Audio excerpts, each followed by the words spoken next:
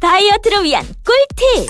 동결건조 채소와 곡물, 단백질, 그리고 효소와 비타민, 미네랄로 만든 다이어트 전용 그린 스무디로 하루 한두 끼만 바꿔 드세요. 비타샵 그린 스무디 다이어트 1522-6648 1522-6648 혹은 비타샵을 검색해주세요. 엄마! 가글 했는데 입에서 뭐가 나왔어! 그거 올리덴탈 체크가글이라 그런겨. 지금 쓰고 있는 가글 사용 후 확인해 보셨나요? 무색소, 무알콜, 무계면 활성제의 올리덴탈 체크 가글은 쉽게 나온 입안의 이물질을 눈으로 확인할 수 있습니다. 딴지마켓에서 판매 중입니다. 한글도 남보다 빨리 깨치고 참 똑똑했는데 갈수록 실력이 뒤처지는 것 같아 걱정이에요. 혹시 초등학교 교과서 본 적 있어요? 어려운 어휘가 너무 많아요. 학교에서는 어휘 개념을 하나하나 설명해 줄 시간이 정말 부족하잖아요. 그럼 어떡하죠? 내 아이의 어휘만큼은 내가 책임져야죠. 어휘 공부의 정성. 초등어휘 3천, 초등어휘 5천. 검색창에 초등어휘 3천을 쳐보세요. 자려고 누웠는데 저스툰 지루한 지하철에 저스툰 자려고 누웠는데 지루한 지하철에 클래스가 타는 재미 저스툰 클래스가 타는 재미 저스툰 웹툰 웹소설은 저스툰 클래스가 타는 재미 저스툰.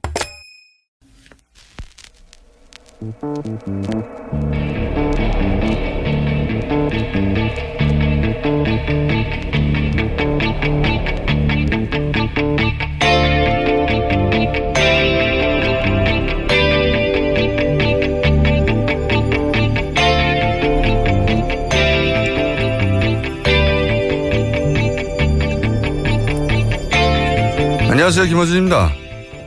탈원전을 놓고 갑론을박이 계속됩니다. 향후 수십 년을 좌우할 국가 에너지 정책을 근본적으로 방향 전환한 일인 만큼 갑론을박 당연히 해야 합니다.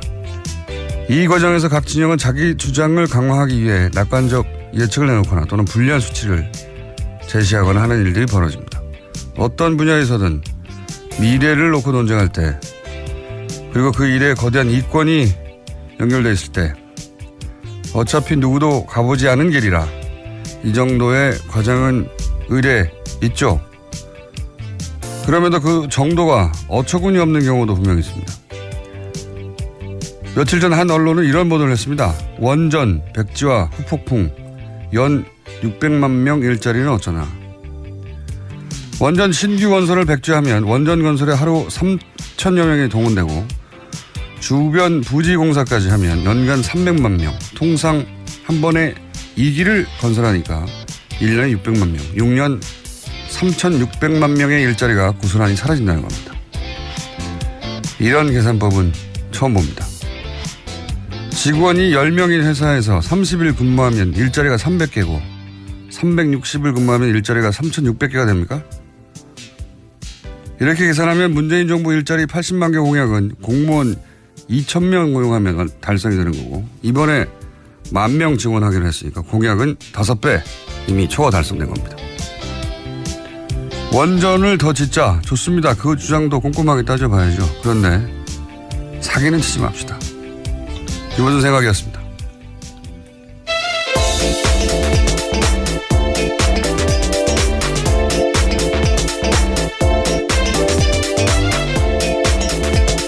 시사인의 김은지입니다. 이 원전 더 짓자는 기사에 보면 뭐랄까 낙관적인 전망, 예? 좀 수치를 유리하게 해석하는 걸 넘어서는 기사들이 있어요. 보면. 예. 워낙 숫자가 널뛰죠. 기사에 따라. 연간 600만 명 일자리. 예. 600만 명이란 말이죠. 충청 남북도 인구 전체가 200만 명이에요. 예.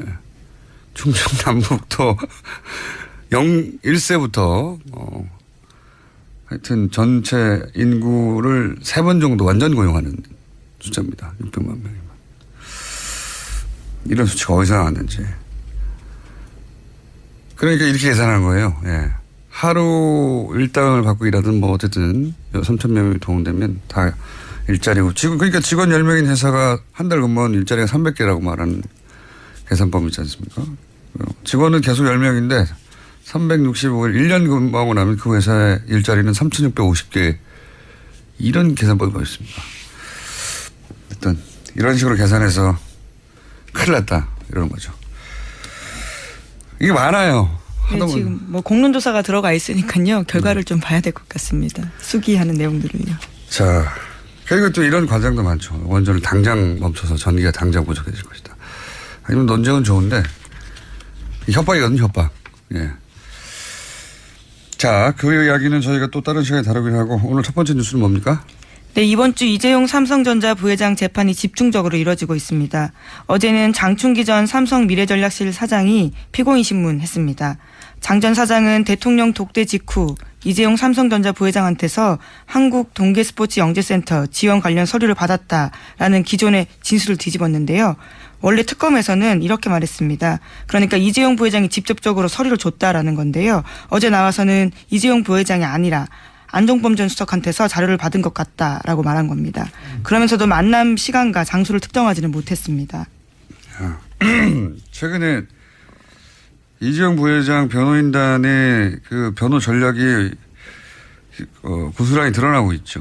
보면 이게 처음에는 이제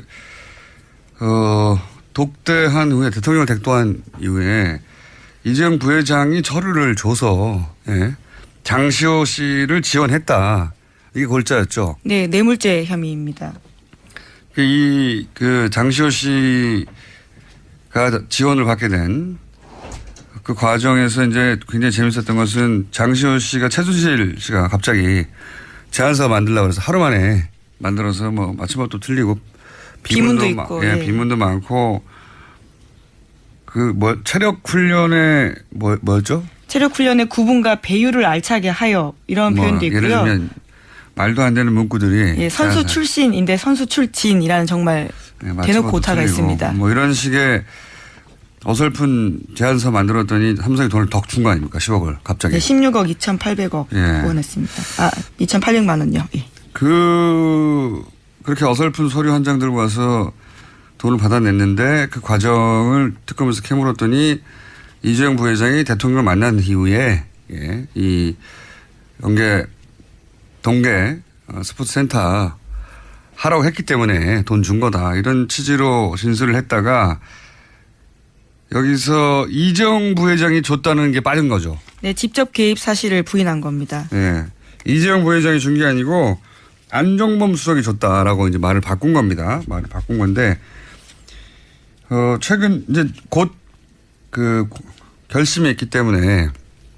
다음 주입니다. 네. 곧 결심이 있기 때문에 집중적으로 이런 내용들이 좀 쏟아지고 있는데 며칠 전부터. 첫 번째 전략은 아마 이제 특검 때만 하더라도 재판 대응 전략, 그때는 변호사 있었을 테니 대응 전략이 있었는데 이랬던 것 같아요.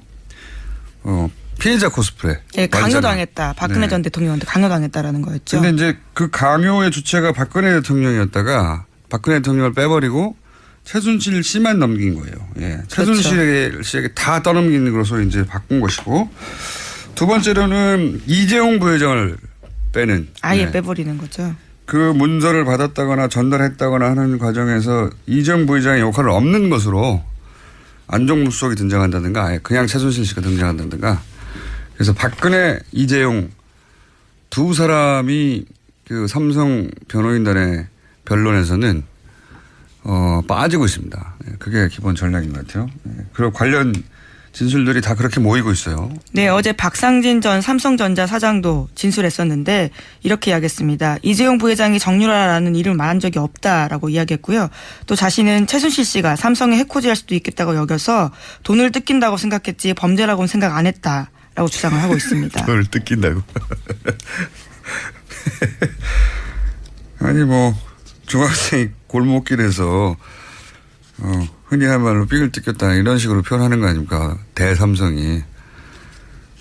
이렇게 표현해서라도 부회장을 구해야 되는 거죠. 예. 네, 박근혜 전 대통령과의 관계는 선 그으면서 최순실 씨한테 모든 걸 집중하고 있는 겁니다. 네. 저는 이런 진술을 볼 때마다 결국은 이제 거래를 주고받은 게 아니라 자기들은 스포츠 진행을 했는데 그 와중에 최순실이라는 악당이 나타나가지고 성장이 아주 고약하고 대통령에 가깝기 때문에 우리가 그 사람 보고 그 사람이 원하는 대로 안 해주면은 대통령한테 일러 바쳐서 이제 큰일 나니까 그래서 최순실한테 삥을 뜯겼어요. 이거 아니에요. 네, 그런 요약하자면 그런 주장이죠.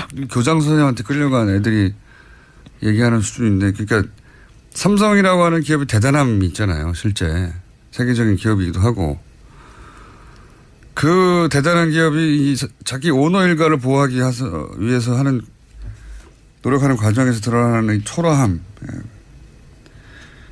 아이 참네.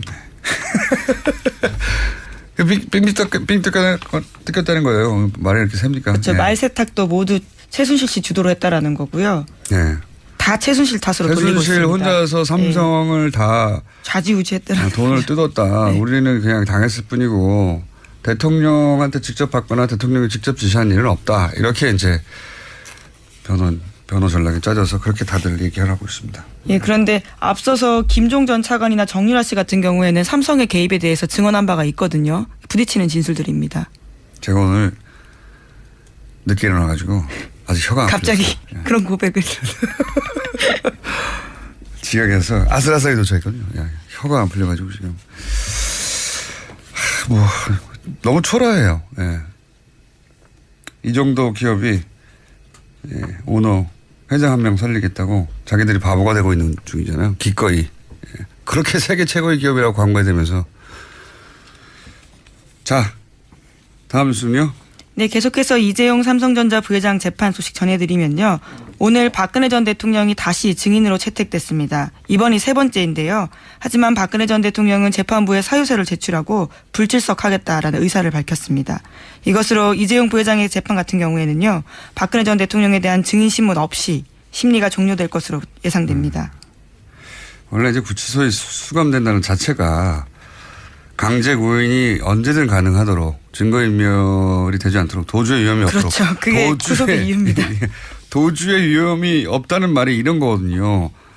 이렇게 뭐 증인이나 혹은 불러서 신문, 조사하고 싶을 때 항상 그 자리에 있어서 항상 조사할 수 있도록 그렇게 인신을 구속할 필요가 있다고 재판부가 인정해서 구치소에 수감시켜 놓는 건데 형이 확정되지 않았어도 지금은 거기 있는데도 안 와가지고 구치소에 있는데 구인장을 발부하는 일도 없는 일이지만 더 전무후무하는 것은 구치소에 있고 플러스 구인장까지 발부됐는데 안 온다는 겁니다. 안 온다는 거예요.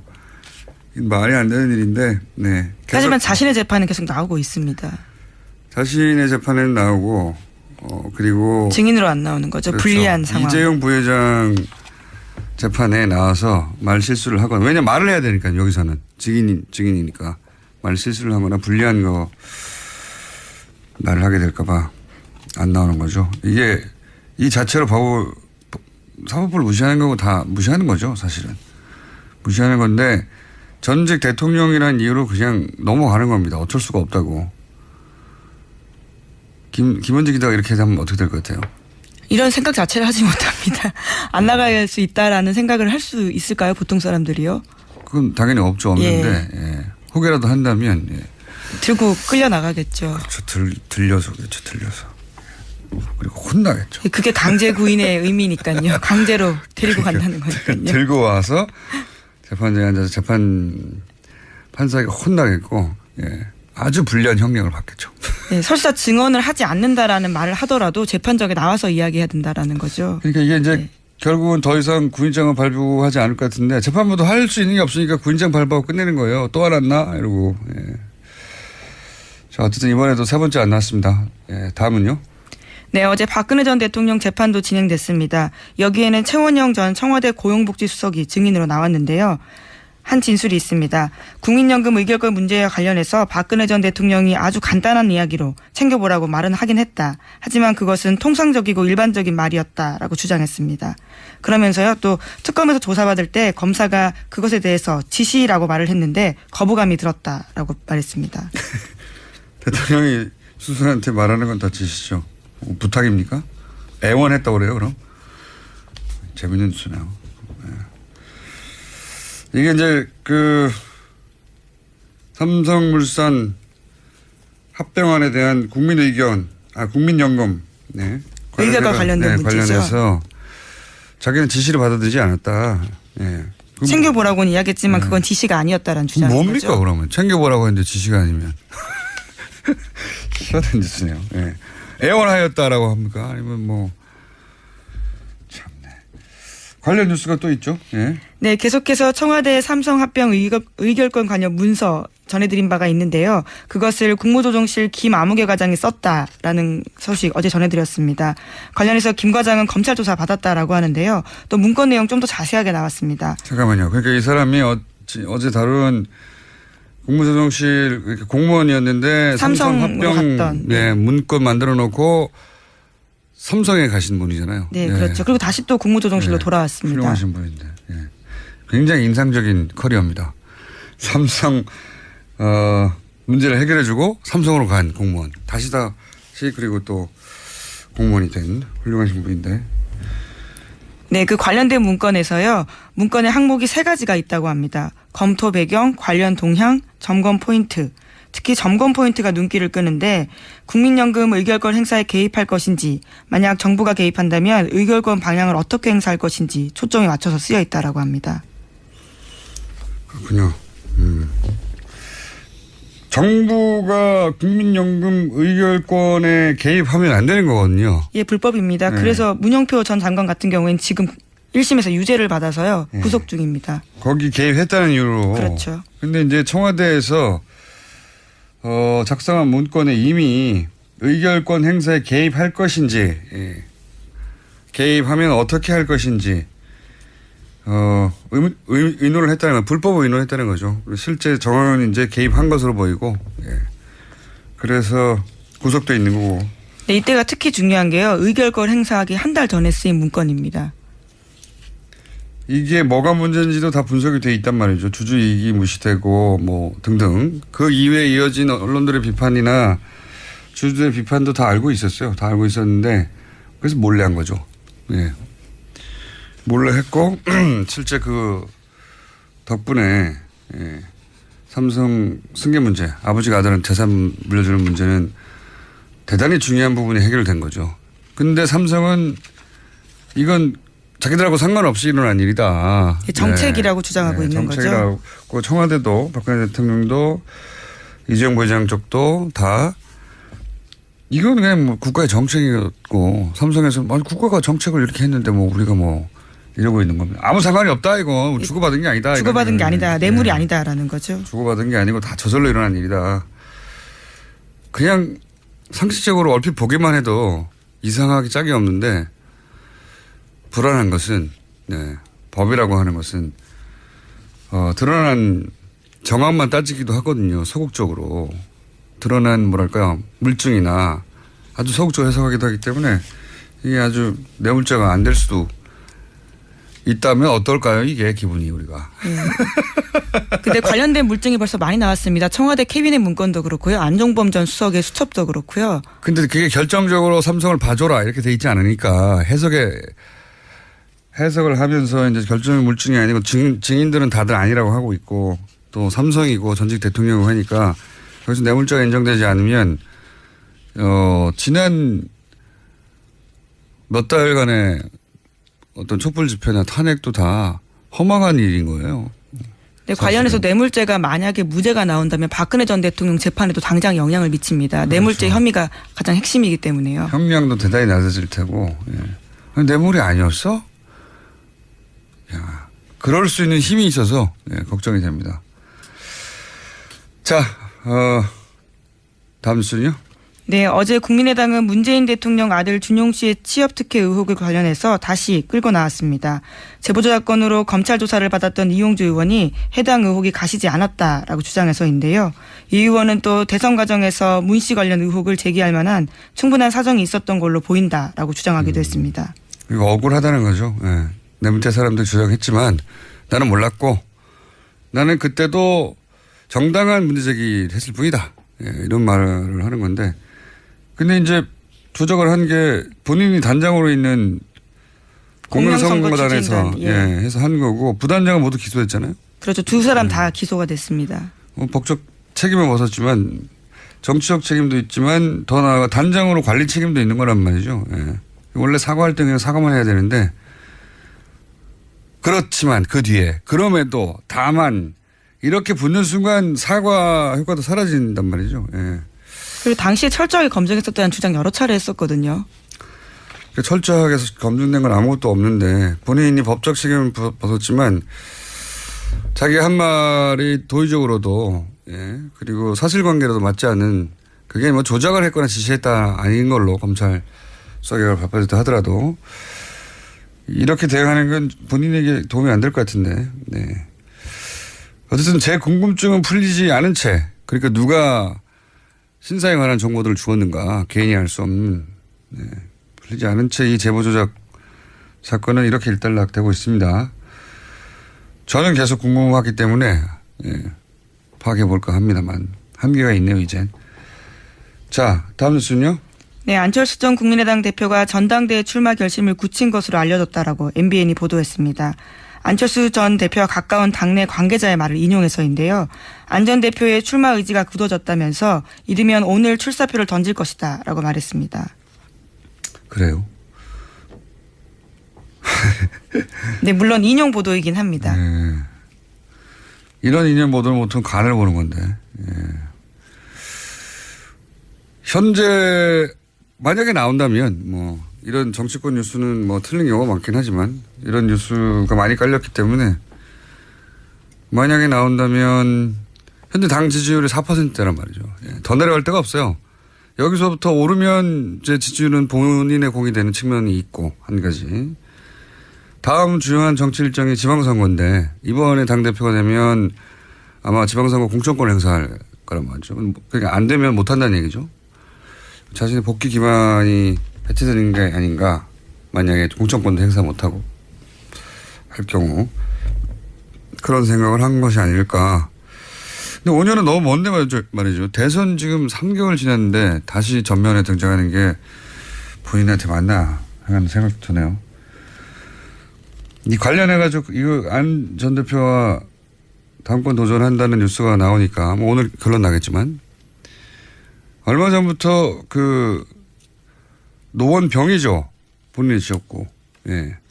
노원병 자리를 던졌었잖아요. 대선 출마하면서. 네, 지금 현재 공석입니다. 네. 재보궐선거 지역이기도 하고. 내년에 재보궐 하는데 그 아무 실익도 없이 던졌단 말이죠. 사실은 대선 출마의 어떤 뭐랄까요 결의 같은 걸 보여주기 위해서 던졌는데 그게 아무런 효과가 없고 실익도 없다고 그때 말들이 많았었는데 지금 사실상 실익이 없는 게 확실하죠. 근데 이제 그 자리는 국민의당이 자신들의 지역구였다. 수도권에 없는 지역구죠. 사실은 몇 개. 다른 후보를 만약에 국민의당에서 내면 3년 후에 총선할 때 안철수 전 대표가 다시 내 자리니까 내놓을 할 수 없거든요. 그래서 부인을 여기 내자고 하는 이야기가 여의도에서 떠돌긴 했었어요. 예. 김미경 교수의 노원병 출마설 여의도에서 떠돌긴 했는데 이 뉴스를 보니까 연결해서 여의도가 워낙 카드라 통신이 많은 곳이긴 한데 둘 다 카드라 하긴 해요. 예. 근데 안철수 대표가 당권을 도전하면 이 가능성도 좀 더 높아지지 않을까. 저는 처음에는 둘 다 카드라야지 뭐 이렇게 급하게 나오겠냐 싶었는데 여기까지 왔네요 뉴스가. 근데 이제 김미경 교수 출마하면은 말들이 많겠죠. 왜냐면은 부인이 출마한 케이스들이 과거에도 있긴 있어요. 근데 대부분 주변에서 억울하게 의원직을 상실했다. 이런 경우에 나가는 거지. 본인이 스스로 자기 대선에 유리하라고 던진 자리에 부인이 나온다는 게 제가 보기엔 여론이 좋지 않을 것 같긴 합니다만. 어쨌든 안철수 전 대표가 갑자기 다시 당권 도전한다니까 생각이 나서 말씀드렸습니다. 시간이 다 됐네요. 네. 네. 그리고 제가 충청 남북도가 200만이라고 했는데 충청 남도가 200만이네요. 네. 죄송합니다. 충청도 여러분. 인구를 제가 줄였어요. 심각하게 줄이셨습니다. 북도가 따로 한 160만 정도 된답니다. 네. 그래도 합치면 350만이니까 600만 일자리는 들어갑니다. 네. 말도 안 되는 기사였죠. 여기까지 하겠습니다. 시사인의 김은지였습니다. 감사합니다. 골반 잡자 바로 잡자 바디로직 허리 통증 바로 잡자 바디로직. 2017년 쿨 썸머 바디로직 라이트 출시. 통기성이 좋아 땀 걱정 없이 한여름에도 쾌적하게. 입은 듯 안 입은 듯 가벼움의 신축성은 그대로. 자세가 좋아지는 골반 교정 타이즈 바디로직. 검색창에 골반 교정 바디로직. 라이트. 아무도 묻지도 따지지도 않고 가입하셨다고요? 보험은 너무 어려워요. 걱정 마십시오. 마이보험 체크가 도와드립니다. 1800-7917 마이보험 체크로 지금 전화주세요. 1800-7917. 이미 가입한 보험이나 신규 보험도 가장 좋은 조건을 체크해서 찾아드립니다. 인터넷 한글 주소 마이보험.com 또는 카카오톡에서 아이디 검색 마이보험을 친구 추가하여 상담하실 수 있습니다. 모닝똥? 제겐 사치였죠. 내가 토끼인지 토끼똥이 나인지. 내가 변을 본 것인지 변을 당한 것인지 나는 바나나이고 싶다. 간혹 구렁이이고도 싶다. 미궁 대장사랑. 빅똥의 추억 미궁 대장사랑이 찾아드립니다. 혈중 콜레스테롤 개선과 배변 활동에 도움을 주는 건강기능식품입니다. 검색창에 미궁 대장사랑. 미궁 장사랑 이름 바꿨어요. 프로바이오틱스 12종 추가. 미궁 대장사랑.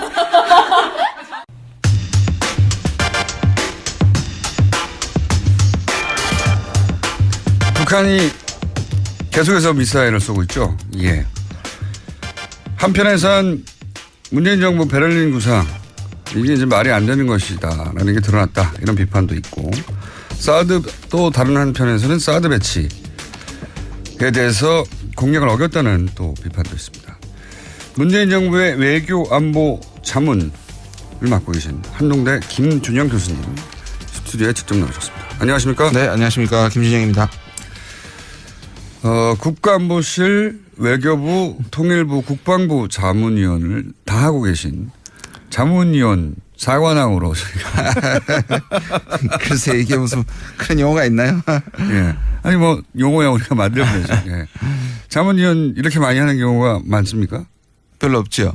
근데 제가 예. 캠프에서 뭐 공약들을 외교 안보 관련 공약들을 만들었고 2012년에도 같이 일을 했었고요. 예. 문재인 캠프에 계셨기 때문에 자문위원 하나 정도로 맡을 수 있지만 캠프에 네. 있었던 사람이 얼마나 많은데요. 자문위원 4개나 맡으셨습니까? 대신에 이제 핵심에는 못 들어간다는 뜻이죠. 이 자문이라는 뜻이 원래 자문만 해라. 네. 원래 하문이라는 뜻인 거 아시죠? 아래 사람한테 묻는 건데. 예.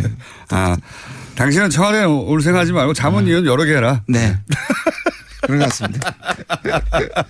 하여튼 자문위원 전문 국정자문위에도 계셨고, 네. 그리고 지금도 외교부, 통일부, 국방부, 국가안보실 자문위원을 두루도 맡고 계신.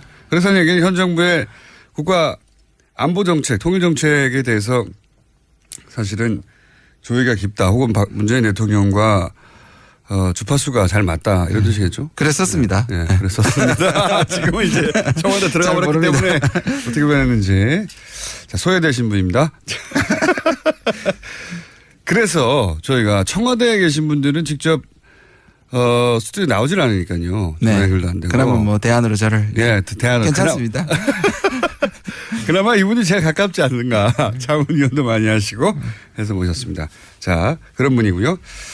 우선 ICBM급이라고 이제. 네. 그렇죠. 네, 확정적으로 ICBM이라고 하기에는 아직은 부족한 면이 있나 보죠? 네, 그렇습니다. 그리고 이게 지금 모든 것이 사실 사드부터 시작해서 ICBM이 전부 다 정치화되고 있으니 이 용어가 굉장히 중요해요. 미국은 ICBM이라고 얘기하고 우리는 ICBM급이라고 얘기하고 러시아는 사거리가 늘어난 중거리 미사일급이다. 중거리라고 하고. 다 자기 입장을 담고 있는 겁니다. 그 뒤에 이유가 있겠죠. 네네. 예, 그렇게 말하는 이유를 좀 이따 설명해 주시고 이제 우리는 이제 급이라고 합니다. 네.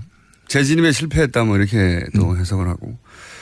급이라고 하면서 베를린 구상에 대해서 얼마 되지 않는데 다 무의미해졌고 그러니까 이 냉혹한 국제외교 현실을 모르고 그냥 좋은 말만 늘어놓고 온 거 아니냐. 네. 이런 비판을 야당에서 하죠. 네. 예. 야당에서는 어차피 말로 하는 거니까요. 야당에서 그렇게 비판할 수 있습니다. 여기 대해서 사관왕이자 그리고 캠프에 계셨고 외교안보 장문을 계속 맡으셨던 문재인 대통령의 베를린 구상에 대한 비판을 어떻게 받아들이십니까? 한번 보시면 마치 북한이 ICBM을 쏘았기 때문에 비판하는 것 같지만 저는 그렇게 보지 않아요. 사실 한미 정상회담하고 G20 때 상당히 주목을 받고 나름의 그 한반도 문제에 대한 주도권을 가지고 왔을 때 이상했죠. 참았던 거죠. 언젠가는 이거 문제가 될 것이라고 기다렸던 보수 언론과 그다음에 야당이 봐라. 우리가 생각했던 대로 아니냐. 그때는 정말 말하고 싶었지만 뭔가 성공적이니까 말을 못했다가 지금 얘기하니까 처음부터 뭐 이 부분에 대해서는 반대했던 사람들이 반대를 하는 것이죠. 아, 미사일을 발사했기 때문이 물론 아니라. 북한이 이 베를린 구상이라고 한마디로 얘기하면 평화 구상이거든요. 네. 그러니까 이게 뭐 대화 좀 하자는 거 아닙니까? 그렇죠. 근데 한마디로. 이제 대화나 이런 제안이 너무 비현실적이다. 뭐 신경 제지도 여기에 집중이 돼 있는데 그게 아니라 원래는 한반도 평화 좀 관리해야 되겠다. 이랬다가 죽겠다라는 거거든요.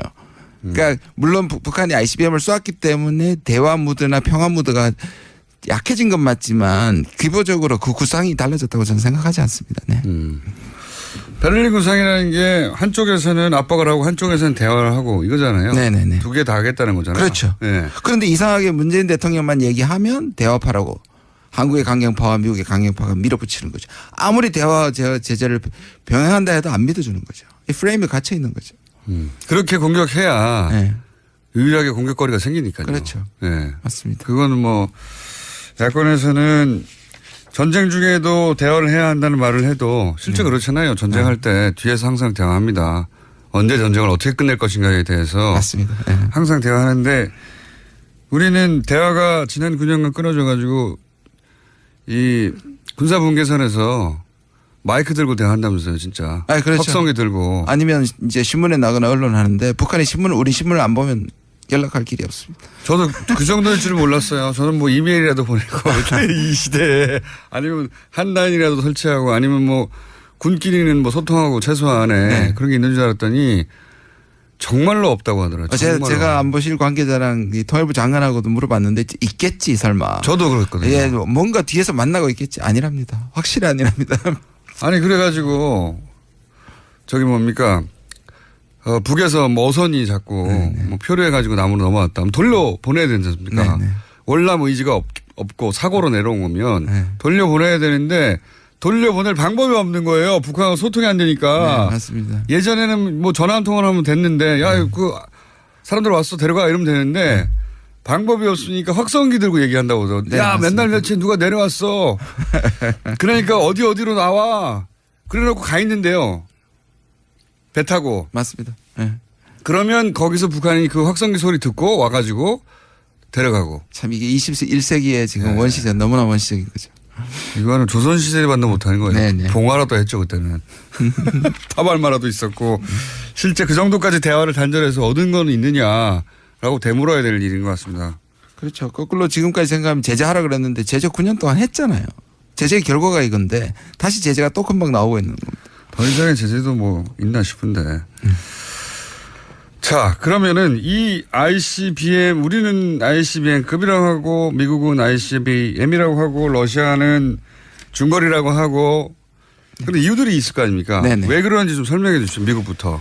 예, 미국은 이게 ICBM이라고 얘기를 해야지 맥시멈 프레셔이라고 하는 최대 압박을 하겠다는 그리고 지금 미국의 외교 안보를 책임지고 있는 뭐 트럼프 자신은 사실 그걸 받아서 얘기하는 정도지만 사실 매티스나 맥메스터 같은 군부가 사실상 지금 외교 안보를 완전히 총괄하거든요. 틸러스는 힘이 굉장히 많이 약해졌습니다. 예. 그러니까 모르죠. 그리고 기업가 출신이라. 그렇죠. 예. 그리고 이 소위 말하는 군사 강경파들은 반러 반중입니다.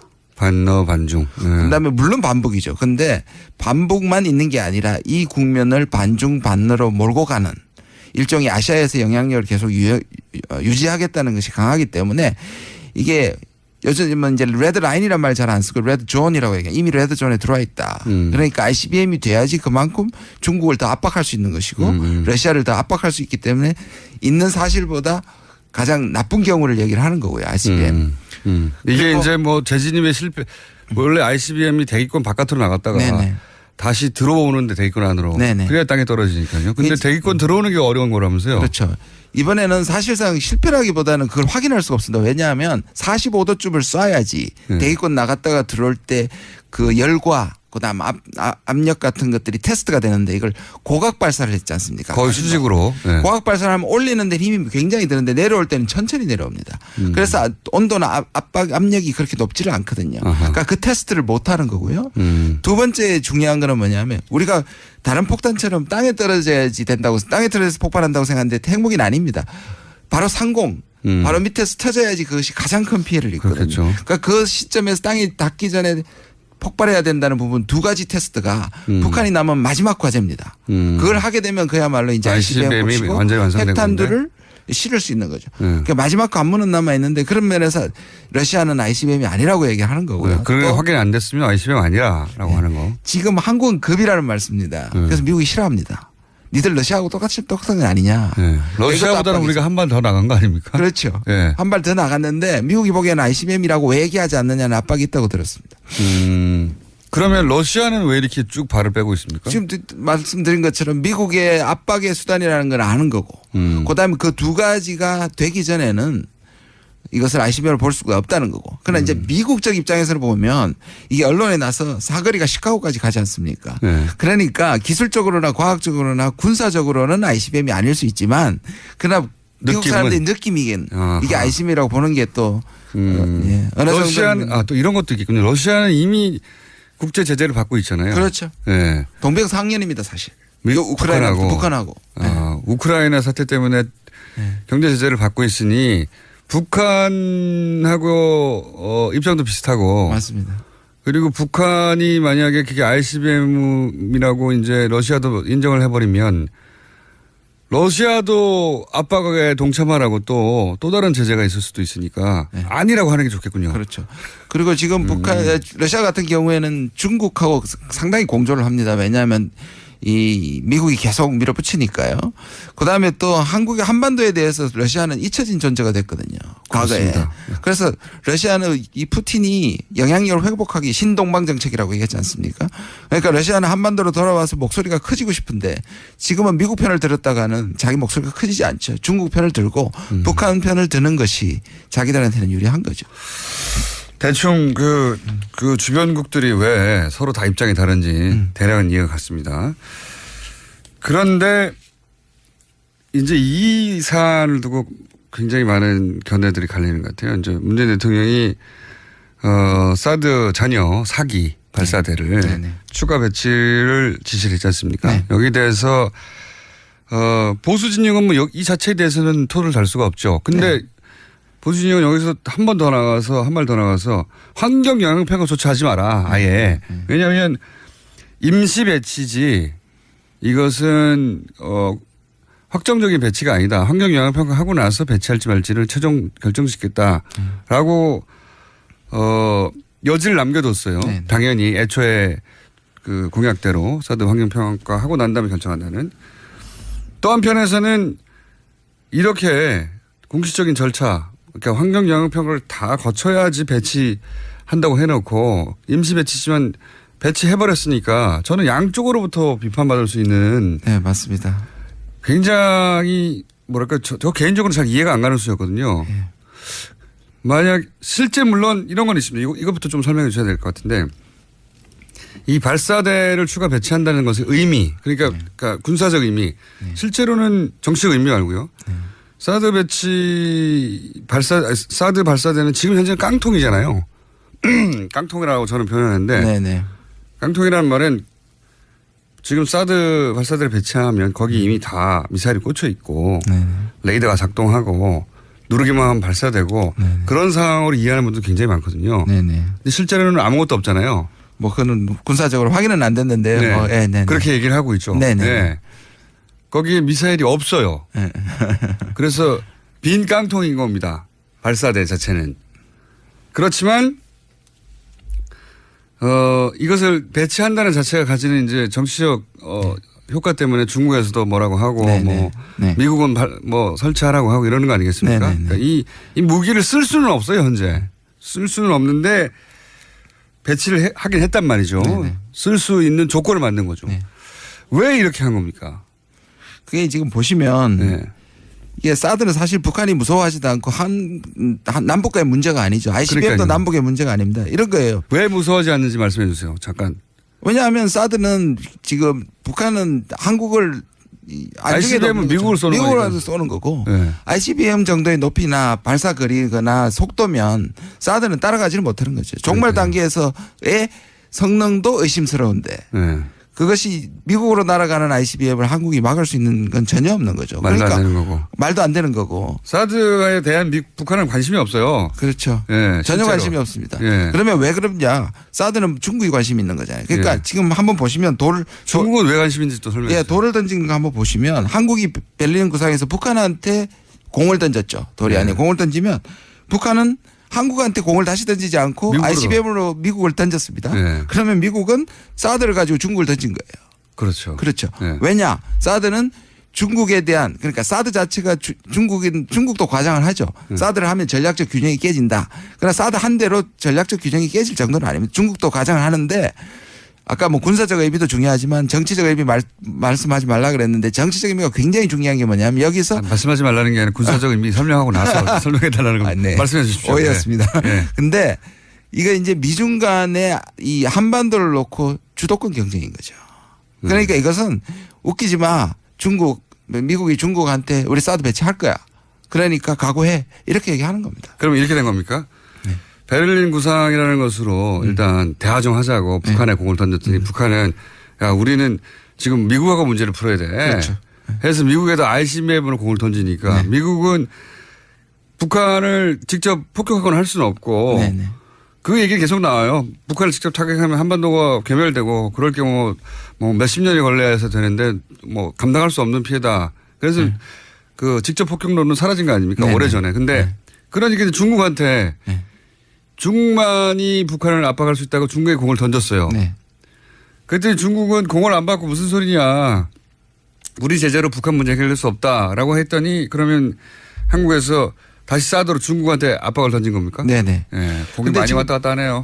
지금 보시면 예. 이 사드 문제는 이번에 배치하는 건 저도 개인적으로 상당히 좀 너무 앞서갔다고 생각을 하고. 그러니까 이 중요한 카드 중에 하나인 것 같은데. 네, 중요한 카드고요. 근데 이게 대통령이 좀 일단 분노를 하신 것 같아요. 나름의 선의를 가지고 북한을 얘기하는데 북한한테 배신당했다고 생각을 하고 또 하나는 뭐냐면 7월 4일 날 발사했을 때 임계치에 들었다고 얘기를 했거든요. 그리고 24일 만에 또 때리니까 임계치 다음에 뭐가 있습니까? 그 나름의 이제 분노를 좀 한 것 같고 제일 중요한 건 미국의 압박입니다. 그분이 분노는 잘 안 하는 분인데. 그러니까요. 분노라기보다는 굉장히 냉정하게 계산한 것 같기도 하고요. 네, 근데 이 정도는 해야 되지 않나. 실제로는 미국의 압박이 굉장히 셌던 거예요. 그러니까 노무현의 재탄생이냐 하는 의심을 계속했고요. 저는 실제로 의심하는 사람도 있었겠지만 그 의심거리를 두고 더 압박한 거죠. 아닌 걸 보여줘라. 의심을 핑계 삼은 거죠. 핑계 삼은 거죠. 네. 그래서 계속해서 사드를 뭔가 이 정체성의 문제에 아주 중요한 관문처럼 생각을 하는 거죠.